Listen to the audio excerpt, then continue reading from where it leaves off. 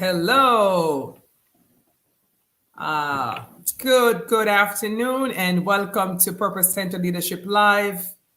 If you're just joining us, please put in the comments what city or state or country you are joining from. I'd love to know.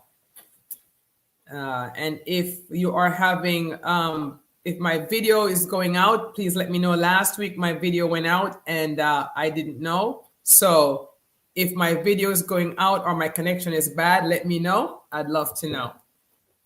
So as you're hopping on, just introduce yourself. Just say where you're calling in from. Today we're talking about communication chaos, right?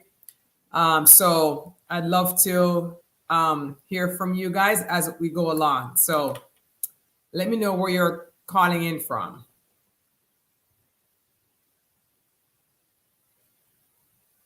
Or where you're watching from, what city, what state. Okay, Maka. Hello, Mazar. Nice to have you here.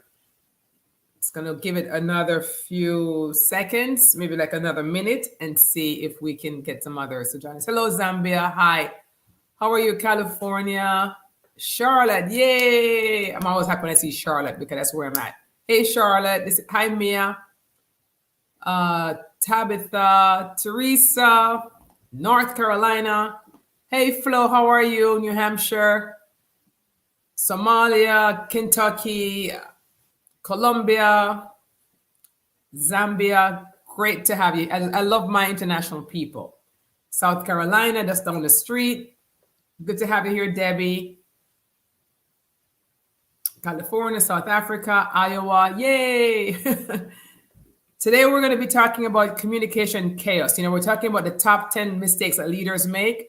And we've gone through 4 already. If I can remember, I think the first one was top-down leadership. I think we talked about last week, no room for mavericks.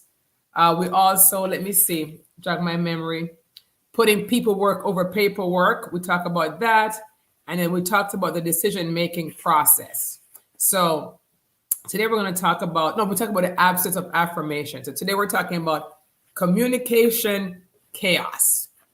So how many of us know that lack of communication in leadership or in your company, in your organization is a recipe for disaster? Effective communication is key. And also where there are many different ways to communicate, right? It's written, it's verbal, it's nonverbal, it's your attitude, it's your tone, it's your cadence. It's all these different things. So we're going to, let me see what time it is. We're going to dive into some of that right now. And I'm going to look to see if I can see your comments coming up. So one of the things I'm going to jump off with is that sometimes it's not what you say, but what you did not say that becomes the issue. So I want to start right there, because when we hear the term communication, right, we're always thinking about what are we saying, right? What are we saying? But sometimes it's not what we say, is what we do not say that becomes the issue. And let me tell you a key way that it shows up in organizations. So there is something going on in corporate, right, in your company, and your boss or your leader says nothing, but as an employer, there's something going on. So what do? You begin to fill in the blanks, right? You begin to make assumptions as an employee. And then the grapevine gets started, right? And then the water cooler talks start going. And the reason is because of what the leader has not said. So if you are a leader watching this broadcast today, right? And you're having a problem with the water cooler, or you're having a problem with the grapevine, you can stop that problem immediately by simply communicating more. You cannot over communicate as a leader. Okay, let me just say this again. You cannot over communicate as a leader. It's better to over communicate than to under communicate. And like I said, sometimes it's not what you say, but what you do not say. There's always an active grapevine or rumor mill in companies, especially if the company is, let's say, 3 to 5 years old, over 3 years old. In a brand new company, brand new organization, it's not established because everyone's talking. The communication is very, flexible. It's very quick. It's very oral. It's very, informal. So there's no point for a grapevine. There's no need for it. But as companies get more established, right, the grapevine becomes active. The rumor mill becomes active, and it becomes important that leaders shift their communication from the informal, verbal, talking across the cubicle or talking across the office, to more formal communication, more memos. And we're not trying to paper anyone to death, but the more things that you put in writing and formalize, the better. Okay. So let me just put some comments up here. Melvin says communication chaos, very timely. All right, Melvin, tell us more about why it's timely. Let's see. Mazara says communication has always been a tool based to ladder up over successive steps in every organization. Communication is very important because if ineffective communication, I've worked with a lot of companies and a lot of CEOs too, and ineffective communication has created so much chaos in organizations because CEOs sometimes feel like, look, they don't have time for it, right? The truth is, if you don't have time for it, you're going to end up paying for it in dissatisfied workers, and like I said, also in people misinterpreting what you are not saying because you didn't say something. It's going to be, you're going to have just like glut in the system. It's a real nightmare. So I'd rather a leader over communicate than under communicate. So one other thing I notice in companies, right? When I work with companies and I work with CEOs, I notice that many times leaders tend to do a lot more external communication than internal communication. So they're communicating their brand to the world or to social media, or they're saying how good they are to the world, and they're communicating what is up next to the world. But let me ask you, how many people want to know that your company is in trouble from watching CNBC at night, right? And this has happened to many companies, right? Many employees, right? So especially publicly traded companies, your company's in trouble. There has been no internal communication to prepare the team, the staff, the employees, the core. However, that spokesperson, that leader is caught out there on CNN or CNBC or in the news talking about the difficulties and the challenges that the company is having, and that there may possibly be a layoff. Now, that has happened, friends. And that's because a lot of these companies spend more time trying to mind their public image, trying to put that face out there, that best foot out there, and they're not minding the internal communications. So I remember also too, I remember I did a video once. I was critiquing Elon Musk because he had sent an email to his team at 1 a.m. in the morning, right? And it wasn't a good email either. It was an email talking about, at the time, that there may have to be some, there were some issues with the company. It was not a positive email. And I was thinking, wow, he can't sleep. So he's writing at 1 a.m. And it's not exactly good news. And it's not the most effective way to communicate bad news. Especially when you're that big. The reasons why we have managers in companies, in large companies, is that the leader, right, a great leader, first communicate with their, manager levels, so that the manager, and get the managers to buy in to any kind of bad news. And the managers then can communicate that down to the team. What I've seen in some mid-sized companies, right, as I work with some of these companies, and the smaller companies, you'll have a leader, right? And I'm putting leader up here, top guy, founder, CEO level, bypassing the manager level and communicating new information to people beneath the manager level. That's ineffective communication. That just creates chaos. That creates ill will. That just looks unprofessional. Leaders need to follow their own chain of command. Okay. So someone's asking, what form of communication is most effective? Balpreet, it all depends on the age of your organization. So if you're just starting out, mom and pop entrepreneurial venture, upstart, it's okay at that time to have the informal verbal communication, oral communication. It's okay at that level. As you begin to add team members and you're getting to the 6, 7, 8, 10 people, you need to be a little bit more formalized, right? You need to communicate both in writing and at regular meetings, right? At the regular staff meeting. But you need to start to communicate in writing so people have accountability because they have something in writing. What happened is when you're communicating just verbally, if I'm not there that day at work when you communicated verbally, then I didn't know. So I can't be responsible for what I don't know. But if it's in writing, it's on my email, right? Or it's a memo on my desk, I am more responsible as an employee for what I have heard. And so it just depends on the stage where your company's at. But even in a small company, it's always good to have something written. Let's see. Ineffective communication when the level of profession gets bypassed. Yes, into over communication. But I've seen that. It is distasteful. Again, when a leader cuts the manager level out and communicate to people underneath the manager level with new information, that's not the way to do that. That just creates chaos. So communication too, if you're going to do verbal communication, it's also about your tone, right? Your body language, cadence, these things are part of communication. So I could be saying something like if I'm going to deploy bad news to my team, right? There's a certain way I need to deploy that bad news. I need to have empathy, right?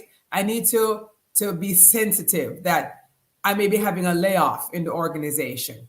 That needs to be done with a lot of seriousness, right? It can't be casual. That shouldn't just be a memo either. I believe it should be a memo and a meeting, and maybe even meetings broken down into smaller sizes so people can understand. When I run my organization, my husband and I, we run a law firm together for 20 years, and I run another charity in between that for about 16 years. We sometimes had to deliver bad news. I remember we had lost a major account.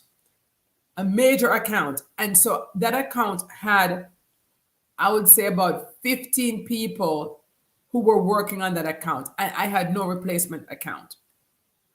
So this was bad news indeed. And we kind of saw it coming, and we did everything that we could to ward that off, right? And we kept it very open. When we saw it coming, we began to communicate that with our team, like, this is not looking good. This company, our client, is in trouble. They're in trouble. And it's going to affect us. It's going to impact us. And we did everything that we could. And we were number one for this client, but this client had some trouble. And so we got let go. We lost this account. This account was worth over $1 million a year. So we had the hard job of laying off, I think it was 10 people. And some of these folks were with us for a long time. It was very difficult. So empathy was what we had to call on. We had to call on understanding. We had to call on how we can, how can we place them somewhere else? Who can we give severance? So we didn't have a lot of money for severance, but who can we help out in this area? How can this be done in a way that's humane, right? This wasn't this wasn't a thing you could communicate via a memo and tell people sorry. This required, 2 weeks, of getting that conversation started, going, listening to people one-on-one, having a true open door policy, true listening mode. And obviously we were impacted financially as well. So our feelings were genuine. This was a genuine shock to our system. And we expressed that to our people, and everyone knew. We were very fair about it. So delivering bad news, there's a way to do that too. Too many companies look at people as if they are, I don't know, cogs in a wheel or something, that they're not human. And so, someone losing their job to a company may feel like it's just a numbers game. I have to cut you because I have to, my bottom line doesn't look too good. But if I cut my staff, I can look better. But we're cutting humans, right? Who pay rent or mortgage, who have kids in school. So when you're cutting anyone, and especially if you're doing any kind of mass cutting, the way you communicate that is very important. It should be in writing, but also to the best of your abilities to also be in person, at meetings, at town halls, whatever. So let's see. Somebody else here says, Cherie says, many bosses mistake micromanagement for communication, mostly those who want control within their organization versus empowerment. Over communication is simply ensuring clarity, no one was missed, etc. Micromanagement is telling people what to do down to the details. One allows for empowerment, one does not. Great point. Great point. And we're not talking about micromanagement here, like Cherie says. Great point. Over communication is not micromanagement, right? Over communication is to, like Cherie says, is for clarity, right? It's also to show respect. It's to show care. It's to show that you care, that your team is informed. Okay. One other point I want to make too. I actually have 4 more points. And so keep your comments coming. I'm hoping I don't miss too many of them.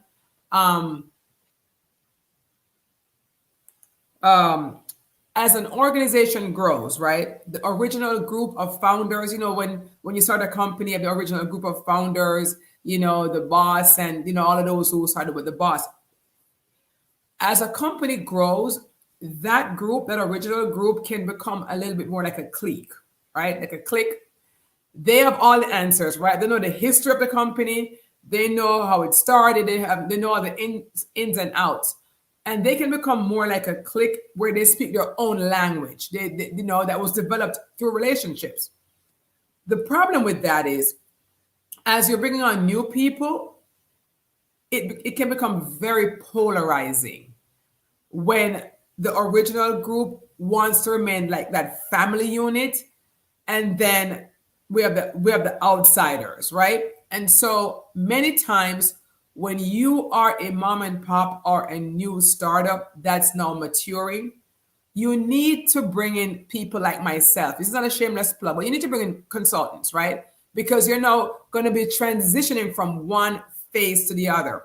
Your communication has to change. Your processes have to change. Your leadership must change. How you work with teams must change. And many companies, they continue with this hybrid model where we have the clique, the inner circle, and then we have everyone else. And it creates, again, a lot of miscommunication and a lot of communication chaos. Let's see. The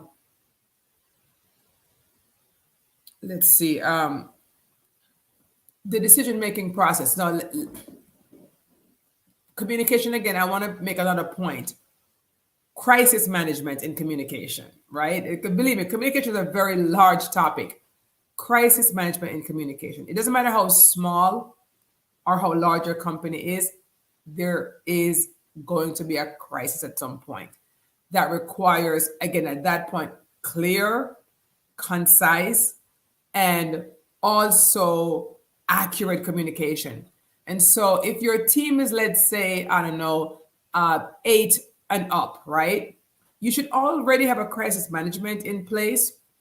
And crisis can be as simple as there was a defective product, or the service didn't deliver what you promised. And so people are now talking about you online. That's a crisis. And crisis in the old days, right, was when Tylenol had that cyanide issue. That was a crisis.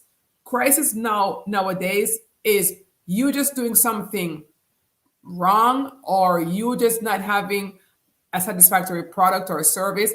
Crisis is now someone's blasting you online blasting your company, writing bad reviews, that's a crisis.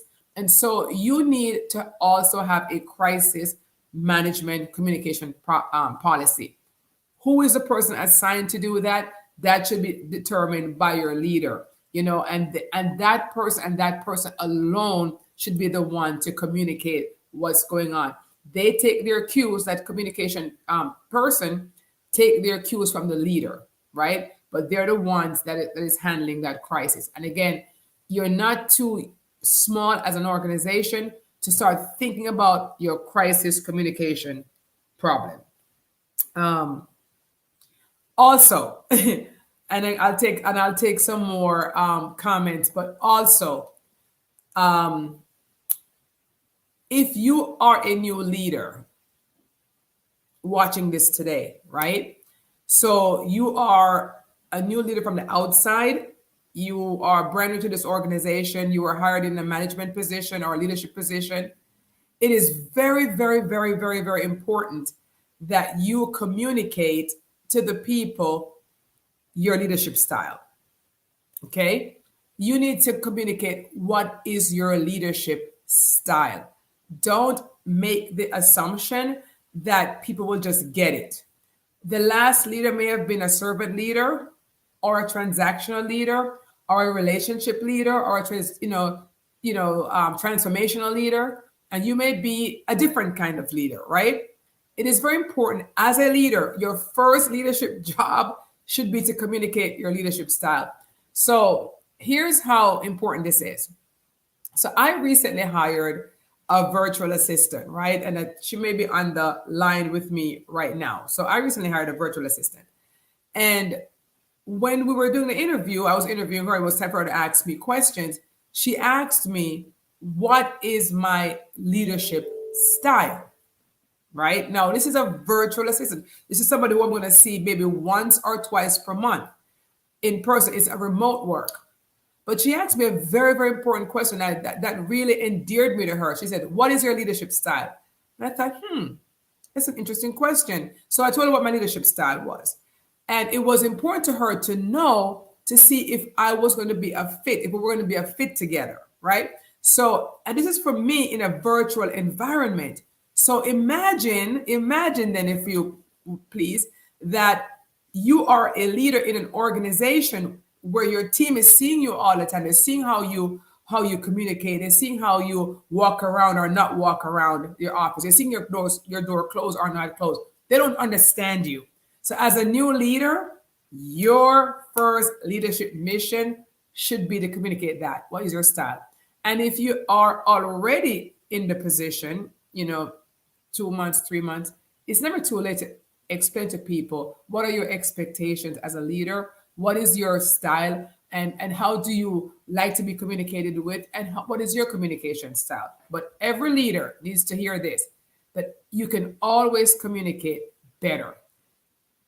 It's this balance between leaders having so much work to do, right? And so they don't have time for the communication. But the problem is you're buried in work, paperwork, and then the people work is not happening. But it's the people who's generating this paperwork, and it's the people who are bringing in the business. All right. So, I have actually, let me read this one. Many bosses mistake micromanagement. Okay, we already did that. Let me bring up Xavier. Xavier is on the line with us right now. And Xavier was actually one of the people, one of my ex-employees who was with my company when I had to do that massive layoff, right? And he was saying, and thank you, Xavier. He remembered that we both handled it with so much grace and wisdom. So here's one of my ex-employees, who I have not paid to be on this call. Xavier's in Florida. I'm in Charlotte. I haven't seen Xavier since the time of the layoff, which was 2014. This is 7 years later, right? But it still impacts me. And I am glad to know that Xavier could be in the audience and say it was handled with much grace and wisdom. He could easily have said, no, you guys didn't. And we felt left out. And so I am just, just reminding leaders that your footprint, right? It stays, right? The way how you you work with your team. It's a small world, especially nowadays when people, your ex-employees, can go online and write really nasty things about you and about your organization. So better to over communicate. Listening. Listening is also communication. So what does that look like? So I'm communicating with you if you're talking to me, right? This is my office, right? And you walk through my door and you're trying to communicate with me, but I'm still writing. I'm still on my computer. I'm looking off to the side. I am I'm not really listening. I'm not really actively listening to you. That is communication. Or I'm listening, but I'm cutting you off, right? Because I'm on to the next topic. I'm not even absorbing or embracing what you're saying. That's communication. And that's telling when I do that to you, my employee or my peers, fellow leaders, what I'm essentially saying to you really is that your time is not worth it to me. That my time is more valuable than you. I want you out of my office. I want you gone. What you're saying is not that important to me. And so listening, how we listen is also part of how we communicate. So it's not just so much what you say. Again, it's what you're not saying. It's how you're saying it. It's how you're listening. And you can know when someone's actually listening to you actively if they can reframe or rephrase or recreate what you have just said to them. And what I like to do as a leader is when I'm listening, so that you know that I'm hearing you and that I respect you, I like to recreate what you said just so that you know I got it. And in case I didn't get it right, you have an opportunity to actually correct me. And so that's another way of communicating. Let's see. Active listening. Marcus says, once you put in the work to find out what your leadership style is, you can lead and communicate more effectively. Absolutely, absolutely, absolutely, Marcus. And Sudarsan says, crisis communication, but how much it should be transparent. This can lead to healthy crisis communication at the place. How much should it be transparent? Well, if you're in a crisis, it's already out there, right? So when you're in crisis mode, the horse is through the gate, Sandarsan. So you might as well figure out before the crisis happens what happens in a crisis. Who is the point person? How is that communication done? And that should be communicated again to your team. If your team sees something online, if there's something going on, you want to let your team know not to communicate on behalf of the organization. There is a point person who communicates on behalf of the organization. And that's something that should be taught to your team and reminded, right? And when the crisis happens, right? When the crisis happens, it goes in effect right away. And everyone knows their role. Let's see. So is listening in listening way is a gesture feature effective? When you say gesture feature, what do you mean, Mazar? Do you mean gesture with your hands, or what do you mean? If you could just put it in a comment for me, I'd like to answer that, but I don't know what you mean exactly. Yvonne says, I usually recommend personality type testing as a first step. Some people do that. They take the personality test. Here's my thing with that, Marco, right? Marcus. I don't know who Yvonne. Marcus. I don't know. I guess you guys are answering each other. So here's my thing about personality tests, Marcus, right? They're good. They're good as a benchmark. But too many people rely on them too much. What do I mean? I'm an 8 on an Enneagram, or I'm a C, or I am in DISC, or I'm a gold in colors, or I'm a whatever, Myers-Briggs, whatever that is. It's almost like labeling to me. I understand from a management perspective, it can be helpful, but it can also put people in a box too, because you don't know that if when the person was taking that test, if they made up answers, if they were having a bad day, if it was a bad season. So now they're labeled an 8 or a 7 or a D or a I or whatever, but that may not really be their true personality. So it's a guide, but I don't particularly rely on those. Let's see. Giving wrong information and acting as if things aren't in place, definitely polarizing. Okay. Keeping communication open between old and new group is crucial. Very, very crucial. So, I'm going to take a couple more of these comments on here, but I will just leave it to say, it doesn't matter what stage of growth your company is in, start to take a second look at how you're communicating, right? Even when you're communicating, let's say you're communicating via Slack or one of these, channels, right? Microsoft Teams. Be mindful of how you're communicating there as well. Be mindful of your tone. Be mindful of your content. Be mindful of, your response time. Because if you're not responding to people's requests, it's also a lack of communication, right? So it's still a communication problem. Be mindful of your follow-up time. Set proper expectations. If you're a busy CEO or a busy founder or a busy manager, tell people that they'll hear from you in 24 to 48 hours, but give them an expectation so they're not waiting for you for 2, 3, 4, 5 days and haven't heard from you, right? So communicating even how you communicate is important.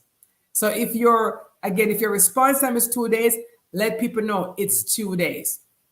And so I just want to end on that note and to remind you guys that this is what I do. I'm a coach and I'm a consultant. I coach CEOs and entrepreneurs, founders, nonprofits, for-profit, and I also work with their teams and their organizations with strategy, help them with clarity, help them with these communication issues. And so the way to get a hold of me, if you're on this PCL page, there is a link above to my website. Go ahead and send me a inbox, or send me book a time on my calendar, or send me an inbox here and a DM here on LinkedIn. I'm Sharon Gill. If you want to send me a friend request, and we can DM there as well. But definitely, you can also book a free 30-minute call today. There is a link that we placed in the comment feed. So there's multiple ways for you to get a hold of me. And what I noticed in my recent poll on this page is that this page has a lot of managers. And managers, you're in the unfortunate place of being in the middle. You are in the middle of top leader, and the employee. And a lot of times communication issues really get log jammed here, right? You're in a tough spot. And so as managers, I would say, make that investment in your own leadership. You may have the title of manager, but you're also a leader.